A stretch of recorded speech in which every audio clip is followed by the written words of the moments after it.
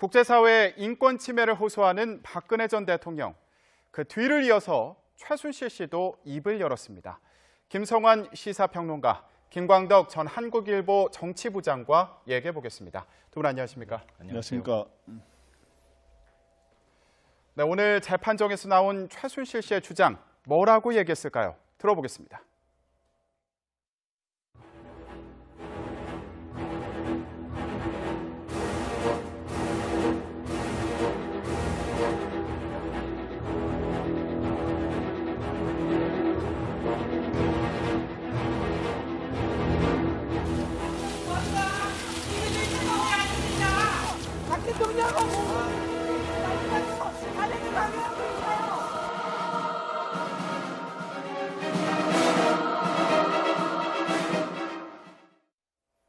네, 최순실 씨 오늘 작정한 듯이 재판정에서 울분을 토했습니다.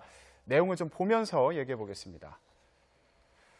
네, 구속된 지 거의 1년이 돼가고 CCTV로 감시하고 화장실도 다 열려 있다. 약으로 버티고 있는데 고문이 있었다면 원비어처럼 죽었을 것이다. 평론가님, 지금 북한에 잡혀 있는 것처럼 굉장히 극단적으로 얘기한 것 같아요. 근데 최순실 씨 얘기를 들어보면은 굉장히 횡설수설하는 느낌을 받게 되거든요. 그런데 그 메시지를 뜯어보면은 굉장히 명백한 메시지가 몇 가지가 드러납니다. 그게 뭐냐면은 방금 전에 이제 오토 원비어 말씀도 하셨지만 첫째로는 나는 결백하다. 네. 둘째로는 이 검찰 특검 조사에서 인권 침해 당했고 구치소 수감돼 있을 때도 이거는 인권 침해 당한 그런 이제 희생자다. 그리고 셋째, 나는 정치적 희생자다. 이게 마지막 세 번째 메시지하고 오토 원비어하고 관련이 돼 있다는 겁니다. 그러니까 최순실 씨한테 누가 코치를 해줬는지 아니면은 지금 구치소 안에서 TV를 보거나 언론 매체를 접했는지는 잘 모르겠지만 최순실 씨가 오토 원비어를 언급했다는 것은 물론 고문을 당한다면이라고 하는 전제가 있기는 하지만 나는 지금 정치 탄압의 희생자라고 하는 걸 강조하는 겁니다. 그러니까 박근혜 전 대통령이 뭐 재판에 사실상 재판을 거부하고 있는 상황에서 공범인 최순실 씨가 취할 수 있는 태도는 재판에 성실하게 임하든가 아니면은 박근혜 전 대통령과 똑같이 나도 정치적 희생양이라는 것들을 강조할 필요가 있었다. 그런 점에서 오토 원비어를 언급했다 이렇게 봐야 될 것 같습니다. 네, 그러니까 오토 원비어 씨를 지금 자기 얘기에 끌어들인 게 정치적인 희생자다 이런 얘기를 하려는 거라는 말씀해 주셨는데 그런데 최순실 씨가 이런 얘기도 했습니다. 내용을 보면 딸 정유라를 새벽에 남자 조사관 2~3명이 데리고 간 건 성희롱이다.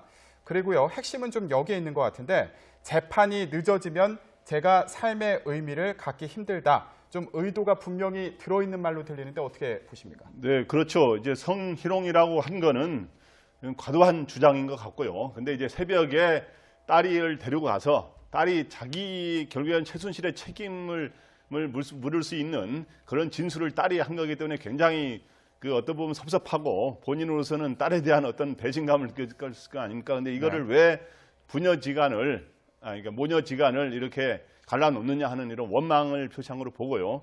뒤에 재판이 늦어지면 제가 삶의 의미를 갖기 힘들다 하는 거는 삶의 의미를 갖기 힘들다 하는 거는 굉장히 그 자기가 앞으로 어떻게 될지 모른다고 하는 여러 가지 가능성, 예를 들어서 무슨 뭐 여러 가지 극단적인 선택의 가능성이 뭐가 조금 있는 것처럼 이렇게 하면서 약간의 재판부를 위협하고 협박한 그런 발언으로도 볼 수 있다 이렇게 저는 보입니다. 그런데 아까 지금 이야기한 거는 원비어 종합적으로 볼 때 원비어에 이거 비유한 거는 해도 좀 너무하다, 너무 오버한 거다 북한이 이런 생각이 들고요. 이를 뭐 자기가 뭐 원망 대부분 오늘 보면은 불평과 원망 이런 협박으로 가득 차 있는데 진짜 국정농단에 대해서 반성과 사과하는 거 한마디도 없이 이렇게 했기 때문에 누가 이거를 진짜 진정성 있게 들으려고 하는 사람이 거의 없을 것이다. 저는 그런 생각이 듭니다. 자, 이거는 사실관계를 좀 짚고 넘어가야 될 것 같은데요. 뭐 남성 조사관 2~3명이 와서 이 정유라 씨를 데리고 간 것은 성희롱이다 이렇게 주장을 한 것인데 당시 이제 정유라 씨가 집에서 뛰쳐나가는 장면을 보신 분들은 다 아시겠지만 뭐 이경재 변호사 표현대로는 보쌈당한 것이다 이렇게 얘기를 했지만 바람난 사람처럼 나가지 않았습니까?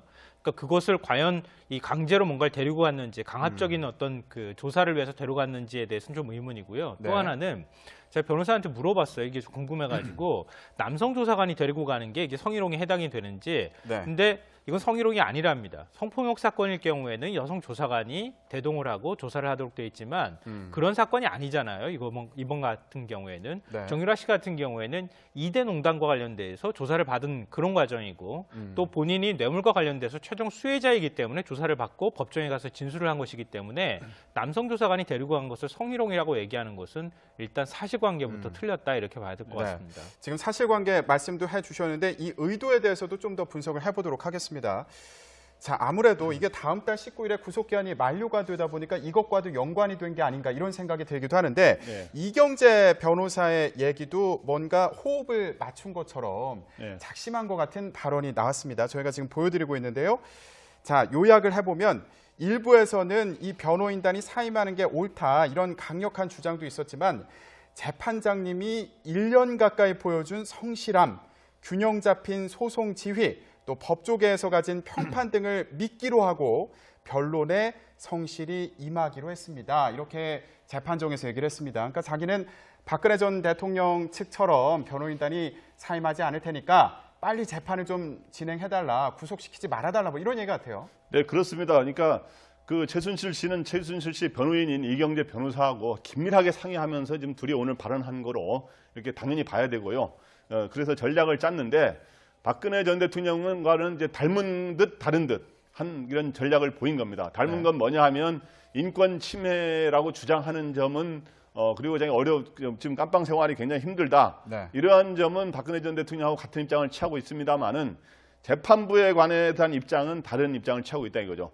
박근혜 전 대통령은 이 재판부에 대해서 믿음이 없다고 나왔는데 오늘 이 최순실 변호사인 이경재 변호사는 재판부의 성실함, 균형 잡힌 소송 지휘 이런 좋은 평판 뭐 이런 이야기를 하면서 네. 재판부에 대해서는 맞서지 않고 검찰 특검에 대해서만 비판하는 그런 취재를 태도를 취함으로 인해서 다음 달 19일 날 이제 다시 구속 기간이 이제 만료가 되거든요. 그래서 3차 연장하지 말고 그 전에 선고를 해다는데 가급적 선처를 내서 좀 형량을 좀 적게 좀 해달라고 하는 그런 뜻이 아닌가. 또 경우에 따라서는 좀 여러 가지 정신 상태가 아까 말했지만 고문이 있었다면 아니라 고문이 있었다고는 주장 안 해서 다행인데 그런 정신 상태가 지금 여러 가지 어려움이 있기 때문에 병보석이라든가 여러 가지를 좀 생각해달라 하는 그런 선처해달라는 뜻을 밝힌 것으로 보입니다. 네. 네. 그러면 오늘 이렇게 의도한 대로 뭐 재판이 구속 기간이 끝나기 전에 뭐 마무리가 된다든가 아니면 구속 기간이 끝나면 불구속 상태에서 재판을 받을 수 있는 가능성 어떻게 보십니까?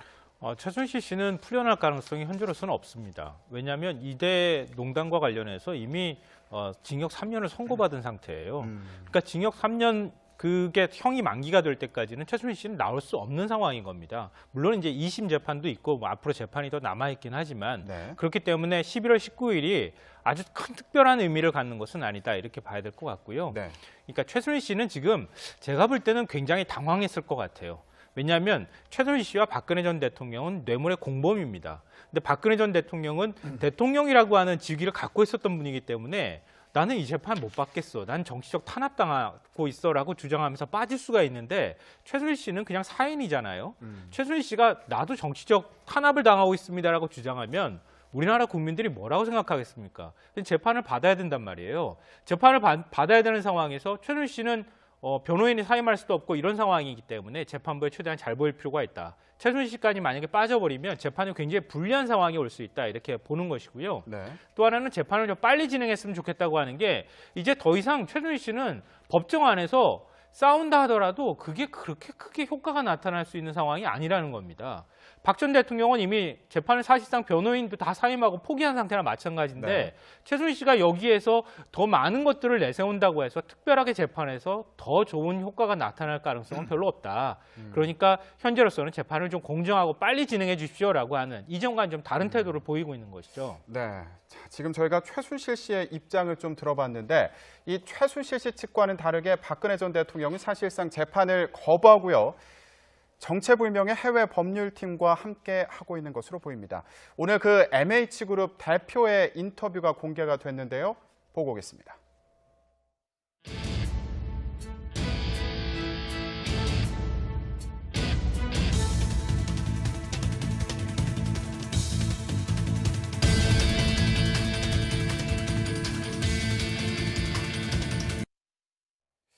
네, 네, 지금 MH그룹의 대표 인터뷰 내용을 저희가 요약해서 조금 보여드렸는데 좀 더 구체적으로 보면요.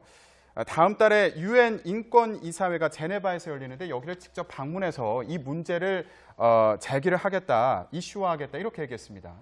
네, 네, 어떻게 하겠다는 그렇죠. 건가요? 그러니까 지금 MH그룹이라는 거는 좀 약간 정체불명, 그동안 잘 알려지지 않았던 일종의 이게 해외 법률팀으로 알려져 있는데 여기가 어떤 데냐 하면은 주로 이제 자기네들 소개하기를 고위급 인사들의 국제법 및 외교 문제를 전문적으로 다루는 국제법무팀이라고 했는데 네. 지금 현재 구체적으로 누구를 그렇게 고위급 인사들을 이렇게 자기네 담당해 왔는지 별로 밝혀진 게 없는데 오늘 박근혜 전 대통령 외에 리비아의 옛날 가다피 독재자 가다피 있지 않습니까? 가다피의 차남의 중에 이러한 변호 활동을 해온 거로 이제 한 두세 가지 이제 활동 이런 게 나오고 있는데 네. 그래서 이제 이 사람들이 어떻든 국제적으로 이런 걸 통해서 고위급 인사를 맡아서 하면서 아마 이제 이 자기네들의 또 수익 어느 정도 수익을 올리는 게 있을 수 있겠죠. 그냥 순수하게 하는 것도 있을 수 있겠습니다만은 어떻든 이걸 유엔에 가서 자꾸 문제 제기를 하면 유엔에서는 이거를 한국을 인권 탄압 국가로 저는 받아들일 가능성은 없다고 봅니다. 그런데 박근혜 전 대통령 이 개인에 대해서 과연 그런 소위 말해서 인권적인 정치적 탄압을 하고 있느냐라는 부분에 대해서는 한번 들여다보게 될 텐데 그거 갖고 이제 정치적 탄압이라고 유엔 인권이사회가 받아들여지는 저는 않을 거라고 봅니다만은 자꾸 이렇게 이슈를 제기하면 네. 국제사회에서 논란이 되고 자세한 내용을 모르는 사람들 입장에서 한국에서 여성 대통령을 지낸 사람이 뭐 어떻게 되고 있나라고 하는 이런 이슈를 환기하는 그런 역할을 하게 될 거로 이제 보입니다. 네, 저는 이 UN 인권이사회 가기 전에요. 네.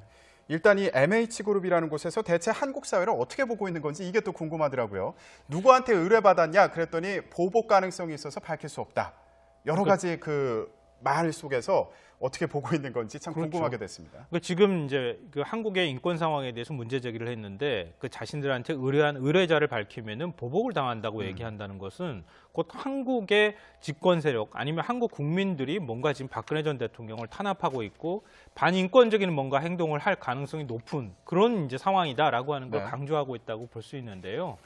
근데 지금 이제 MH그룹에 대해서 잠깐 설명해 주셨지만 우리가 로펌이라고 좀 혼동할 필요가 있어서 혼동할 것 같아서 제가 말씀드리지만 본인들 스스로도 밝히고 있지만 법률 컨설팅 회사입니다. 그러니까 로펌으로 해서 뭔가 본인들이 뭐 사건을 수임하고 난 다음에 그걸 법률적으로 대리한다기보다는 네. 컨설팅을 담당하고 있다. 그러니까 인권 문제를 문제 제기하고 그걸 정치 문제화 시켜서 국제사회가 그거에 대해서 관심을 갖도록 하는 역할을 하는 정도의 회사다 이렇게 생각하시면 되고요. 노회찬 원내대표가 밝히기로는 지금 로드니 닉슨이라고 하는 사람이 이제 여기에 소속돼 있는 것으로 나오는데 로드니 닉슨이라고 하는 사람은 조금 알려져 있어요. 주로 어떤 사건을 수임했냐면은 유고 내전이나 코소보 내전 그리고 르완다 대량 학살에 관여를 했던 그 독재자들을 주로 변호를 해온 사람으로 알려져 있다 이렇게 지금 네네. 얘기를 하고 있거든요. 박근혜 전 대통령은 뭐 상황이 좀 다를 수는 있겠지만 어찌됐든 MH그룹이 그동안에 추구하고 있는 방향은 지금 뭐 국제사회에서 인권 문제를 문제 제기한다거나 이런 방식보다는 그거와 정반대편에 있는 사람들을 주로 수임하고 그 사람들의 이익을 변호했던 것이다라고 보는 것이 현재로서 맞을 것 같습니다. 네, 그런데 좀 우려되는 부분이요. 네. 이 MH그룹이라는 곳에서 이전에도 박근혜 전 대통령 관련된 내용을 뭐 광고를 한다든지 이랬던 적이 있다. 그런 얘기가 있기도 하고요. 지금 다루고 있는 내용들이 박근혜 전 대통령의 지지층의 주장을 그대로 담고 있는 거 아니냐 이런 얘기도 있거든요. 네, 그렇죠. 지금 현재 하고 있는 일이 어차피 이 박근혜 전 대통령을 지금 편들고 변호하는 그리고 엄호하는 이런 역할을 하고 있는 거죠. 그래서 박근혜 전 대통령 지지층 중에 어디하고 이제 연결돼 있다고 봐야 되는 거 아니겠습니까? 박근혜 네. 전 대통령하고 직접 가서 박근혜 대통령이 직접 면담을 한 건 아닐 거니까요. 거기에서 이제 그렇기 때문에 그런 박근혜 전 대통령 지지층 소위 태극기 세력 중에 일부 그런 데 의견을 그대로 반영해서 또 이제 신문에 광고도 내고요. 뭐 이런 거 하면서 계속 컨설팅 활동을 하면서 결국에는 그런 여러 가지 전 세계 국가 중에 그러한 현 정부의 소위 반대편에 있는 지금 독재자일 수도 있고 거기에 정치적 뭐 소위 탄압이라고 주장하는 사람의 뭐일 수도 있고 그런 사람들의 이익을 대변하는 그런 역할을 하는 거로 보는데 그게 결국에는 국내에 이러한 정쟁을 네. 더욱 조장하는 수가 있게 사실과 다른 주장을 하면서 조장할 수 있다는 측면에서 굉장히 우려될 수 있는 부분입니다. 네. 지금 이제 누가 사건을 의뢰했는가가 굉장히 궁금증을 불러일으키는 부분이잖아요. 그리고 이제 사건을 수임하고 하기 위해서는 돈이 상당히 많은 돈이 이제 필요할 텐데 그 자금은 그러면 어디서 만들어지느냐 이게 또 궁금할 수 있을 것 같은데 현재 알려진 바로는 미국에서 박근혜 전 대통령을 지지하는 사람들의 모임 뭐 이렇게 지금 알려져 있거든요. 네. 근데 그 가운데 이제 김평우 그 변호사 이름이 거론된단 말이에요. 그러니까 박근혜 전 대통령이 이제 헌재 탄핵 심판이 이루어졌을 때 법률 대리인으로 활동했던 분이죠. 굉장히 거친 언사로 많이 알려졌는데 이분이 주장했던 내용하고 MH그룹이 주장한 내용하고 거의 많은 부분에서 일치하고 있다고 하는 점 하나하고 이분이 또 이제 박 전 대통령이 파면되고 난 다음에 미국으로 다시 건너가지 않았습니까?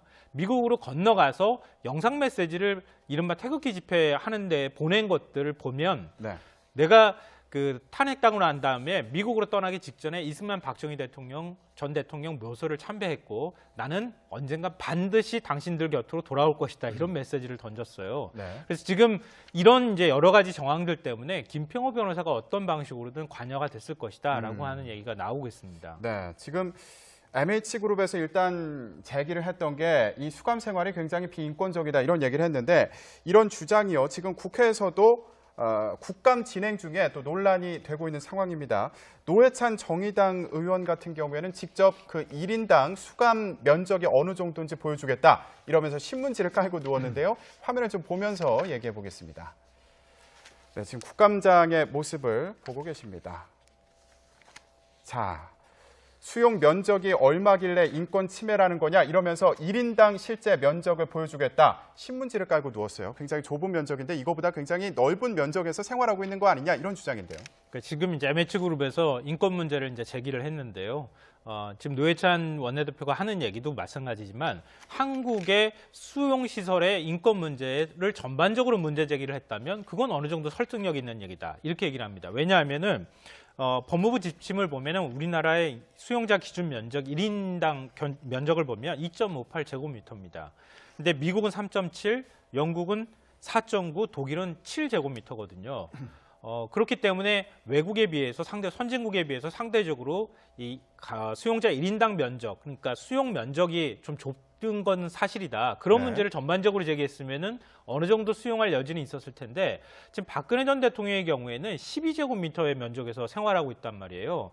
그러니까 6명에서 7명 정도가 생활하는 홍거실을 독거실로 지금 개조를 하고 개조하는 과정에서 상당히 시설도 많이 개선을 했던 것으로 지금 알려져 있는데 그런 박 전 대통령이 지금 수용시설에서 인권 침해를 당하고 있고 더군다나 저는 이 부분이 굉장히 눈에 띄던데 영양실조에 걸린 상태라고 하는 표현이 들어가 있어요. 네. 과연 박 전 대통령이 지금 영양실조에 걸릴 만한 상황인 것인지 이걸 만약에 박 전 대통령 측하고 얘기가 돼서 MH그룹에서 문제 제기를 했다 그러면 한 나라의 대통령을 지낸 분이 과연 대한민국을 이런 인권 탄압 국가로 만들어도 되는 것인지 일단 의문이고요.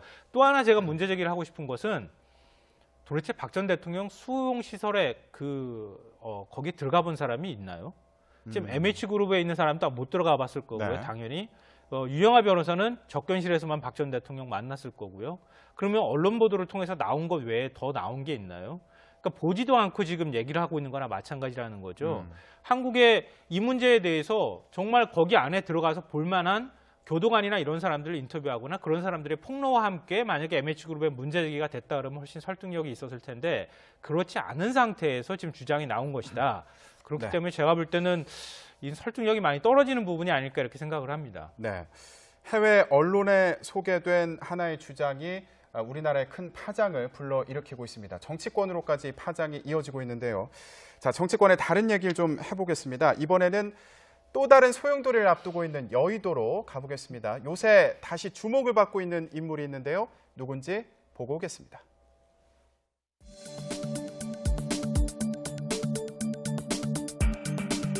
좌우 이념에 경도되지 않고 실제로 국민들에게 도움이 되는 그런 일들에 매진하는 것, 그것이 바로 극중주의입니다.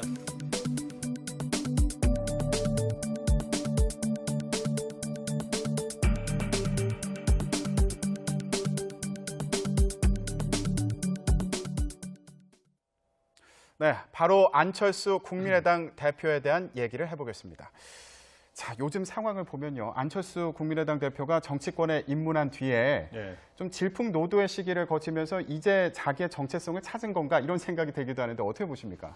정체성을 뭐 찾은 거라기보다는 찾아가는 과정이라고 봐야죠. 근데 그게 제대로 찾아질지, 그래도 제대로 못 찾고 또 길을 잃을지는 좀 봐야 될 것 같고요. 네. 근데 어떻든 지난번에 안철수 대표가 극중주의라고 하는 노선을 한번 제시해서 저도 정치학을 전공했습니다마는 정치부 기자를 하면서 극중주의라는 말은 처음 듣거든요. 그래서 어디 뿌리가 과연 어디에 있는 말인가 이렇게 했는데 결국엔 이 말이 지금 현재 소위 국민의당과 바른정당과의 통합을 염두에 둔 혹시 노선이 아니었는가 하는 그런 생각을 하게 됩니다. 왜냐하면 그때부터요? 그러니까 극중이라는 건 아주 극단적으로 가운데 노선이라는 거 아닙니까? 그러니까 현재 국민의당이 과거에 이제 민주화 세력에 있던 사람들이 많습니다만은 거기에다가 중도 내지 중도 진보인 사람들이 많은데 그 다음에 이제 이 바른정당은 중도 보수가 많지 않습니까? 그러면 중도 진보와 중도 보수가 합치면은 중도라고 볼 수 있는 거죠. 그래서 굳이 말하면은 한국당과 바른정당 사이에 지금 거론되고 있는 거는 보수 통합이고 이거는 중도 통합 노선을 이제 항상 내세워서 그 통합을 시도하는데 그런데 여기에 이 노선에 반대하는 사람들이 있단 말이죠. 그렇기 때문에 이렇게 통합을 시도는 소위 안철수 대표와 좀 대표 경선에 나서려고 하는 유승민 의원은 통합에 적극적이다면 국민의당에서 호남 출신 의원들이라든가 이게 반대하는 사람들이 적지 않기 때문에 이렇게 통합 작업이 순조롭지만은 않을 것이다 이렇게 생각이 됩니다. 그러니까 지금 안철수 대표와 유승민 의원이 만나면 정체성을 뭐라고 해야 되는지 이게 참 궁금해요. 어떻게 보십니까? 참 애매한데요. 방금 전에 극중주의 말씀하셨지만 안철수 대표가 간철수에서 강철수로, 강철수에서 극중철수로 바뀐 거 아닌가 이런 생각이 드는데 여기에 포함되어 있는 함의는 어떤 이념적 스펙트럼으로서의 어떤 극중주의 정중간에 선다고 하는 것은 이건 학문적으로도 아마 말이 안 되는 얘기라고 얘기하실 것 같고요. 많은 분들이 이거는 다당제를 의미하는 걸 겁니다. 그러니까 지금 바른정당하고 국민의당은 다당제의 가치가 의미가 있다고 보는 것인데 문제는 바른정당이 지향해야 될 방향하고 지금 안철수 대표가 얘기하고 있는 다당제의 개념하고는 다르다는 거예요. 왜냐하면 바른정당은 보수정당을 지향하고 있는 겁니다. 그러니까 자유한국당을 대체하는 정당으로서의 보수정당, 보수의 대표 정당을 지향하는 것이거든요. 왜냐하면 자유한국당은 너무 극우화되어 있는 정당이고 앞으로 소멸해야 될 정당이고 우리가 그걸 대체하는 정당이 되겠다고 지향하는 것이고 지금 국민의당의 경우에는 다당제 속에서 우리가 어느 안에 위치해 있는 그러니까 너무 좌 아니면 우에 치우치지 않는 정도의 어떤 좌반, 우반은 아니겠지만 어느 쪽으로 살짝 더 치우쳐 있더라도 그 중간에 있는 여러 당의 그 어떤 지향점을 가지고 있는 정당이다. 이런 면에서는 지금 국민의당이 지향해야 될 방향하고 바른정당이 지향하는 방향하고 다르다는 거죠.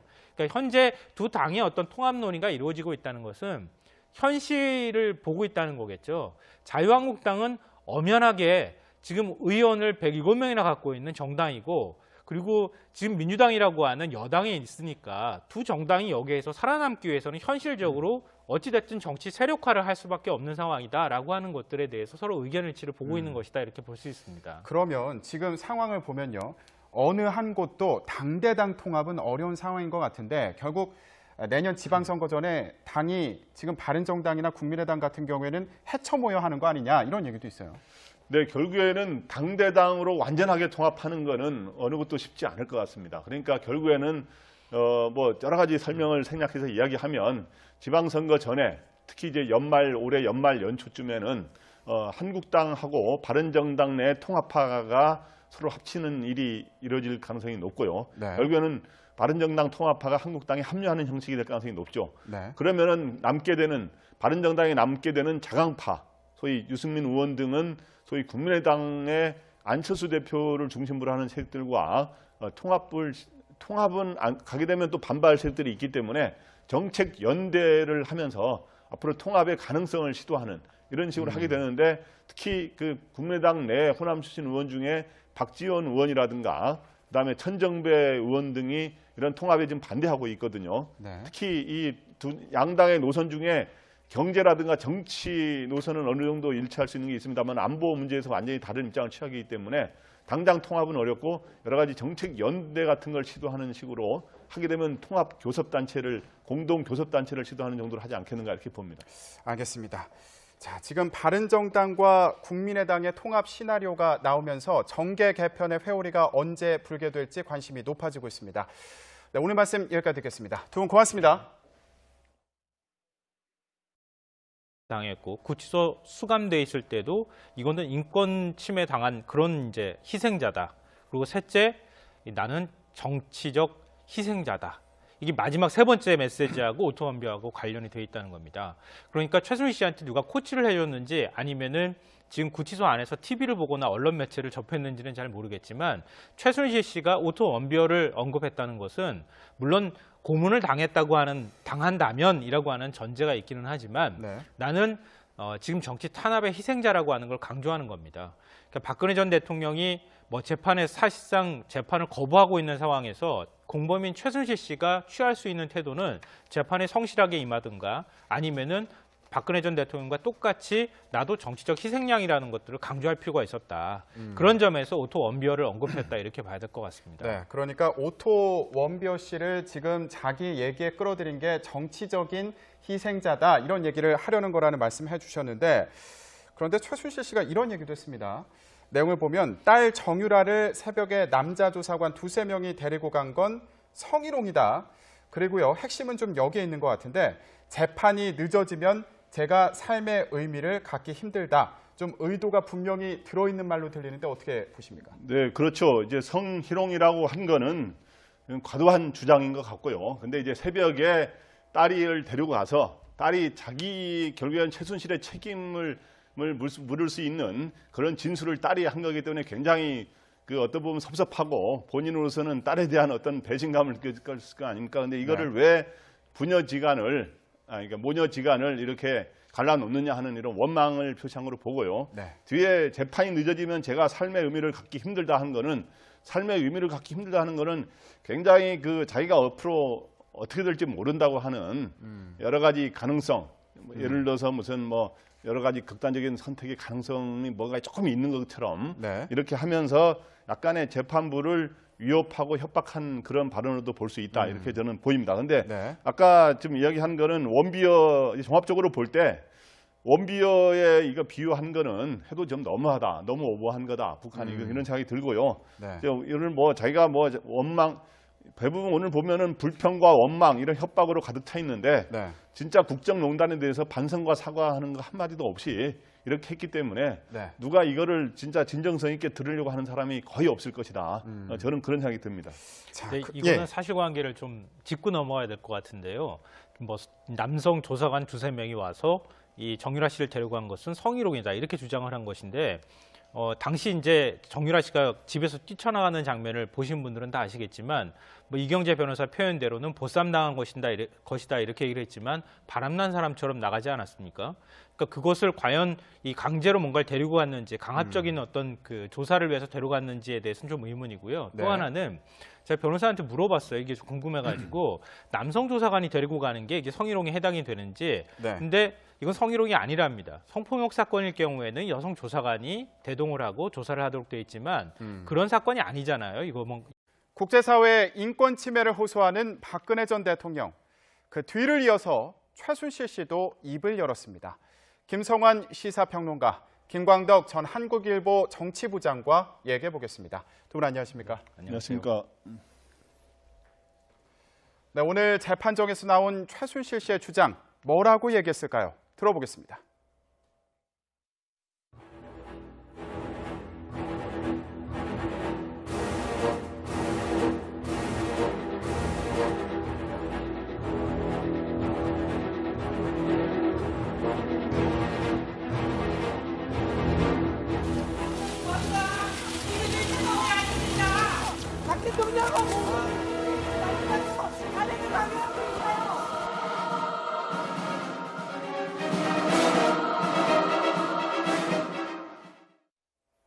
네, 최순실 씨 오늘 작정한 듯이 재판정에서 울분을 토했습니다. 내용을 좀 보면서 얘기해 보겠습니다. 네, 구속된 지 거의 1년이 돼가고 CCTV로 감시하고 화장실도 다 열려 있다. 약으로 버티고 있는데 고문이 있었다면 원벼처럼 죽었을 것이다. 평론가님, 지금 네. 북한에 잡혀 있는 것처럼 굉장히 극단적으로 얘기한 것 같아요. 근데 최순실 씨 얘기를 들어보면은 굉장히 횡설수설하는 느낌을 받게 되거든요. 그런데 그 메시지를 뜯어보면은 굉장히 명백한 메시지가 몇 가지가 드러납니다. 그게 뭐냐면은 방금 전에 이제 오토 원비어 말씀도 하셨지만 첫째로는 나는 결백하다. 네. 둘째로는 이 검찰 특검 조사에서 인권 침해 재판부에 대해서 믿음이 없다고 나왔는데 오늘 이 최순실 변호사인 이경재 변호사는 재판부의 성실함, 균형 잡힌 소송 지휘 이런 좀 좋은 평판 뭐 이런 이야기를 하면서 네. 재판부에 대해서는 맞서지 않고 검찰 특검에 대해서만 비판하는 그런 취재를 세돌 취함으로 인해서 다음 달 19일 날 이제 다시 구속 기간이 이제 만료가 되거든요. 그래서 3차 연장하지 말고 그 전에 선고를 해달는데 가급적 선처를 내서 좀 형량을 좀 적게 좀 해달라고 하는 그런 뜻이 아닌가. 또 경우에 따라서는 좀 여러 가지 정신 상태가 아까 말했지만 고문이 있었다면 아니라 고문이 있었다고는 주장 안 해서 다행인데 그런 정신 상태가 지금 여러 가지 어려움이 있기 때문에 병보석이라든가 여러 가지를 좀 생각해달라 하는 그런 선처해달라는 뜻을 밝힌 것으로 보입니다. 네. 네. 그러면 오늘 이렇게 의도한 대로 뭐 재판이 구속 기간이 끝나기 전에 뭐 마무리가 된다든가 아니면 구속 기간이 끝나면 불구속 상태에서 재판을 받을 수 있는 가능성 어떻게 보십니까? 최순실 씨는 풀려날 가능성이 현재로서는 없습니다. 왜냐하면 이대 농단과 관련해서 이미 징역 3년을 선고받은 상태예요. 그러니까 징역 3년 그게 형이 만기가 될 때까지는 최순실 씨는 나올 수 없는 상황인 겁니다. 물론 이제 2심 재판도 있고 뭐 앞으로 재판이 더 남아있긴 하지만 네. 그렇기 때문에 11월 19일이 아주 큰 특별한 의미를 갖는 것은 아니다 이렇게 봐야 될 것 같고요. 네. 그러니까 최순실 씨는 지금 제가 볼 때는 굉장히 당황했을 것 같아요. 왜냐하면 최순실 씨와 박근혜 전 대통령은 뇌물의 공범입니다. 근데 박근혜 전 대통령은 대통령이라고 하는 직위를 갖고 있었던 분이기 때문에 나는 이 재판 못 받겠어. 난 정치적 탄압당하고 있어라고 이번 같은 경우에는 네. 정유라 씨 같은 경우에는 2대 농단과 관련돼서 조사를 받은 그런 과정이고 또 본인이 뇌물과 관련돼서 최종 수혜자이기 때문에 조사를 받고 법정에 가서 진술을 한 것이기 때문에 남성 조사관이 데리고 간 것을 성희롱이라고 얘기하는 것은 일단 사실관계부터 틀렸다 이렇게 봐야 될 것 네. 같습니다. 지금 사실관계 말씀도 해주셨는데 이 의도에 대해서도 좀 더 분석을 해보도록 하겠습니다. 자, 아무래도 이게 다음 달 19일에 구속기한이 만료가 되다 보니까 이것과도 연관이 된 게 아닌가 이런 생각이 들기도 하는데 네. 이경재 변호사의 얘기도 뭔가 호흡을 맞춘 것처럼 네. 작심한 것 같은 발언이 나왔습니다. 저희가 지금 보여드리고 있는데요.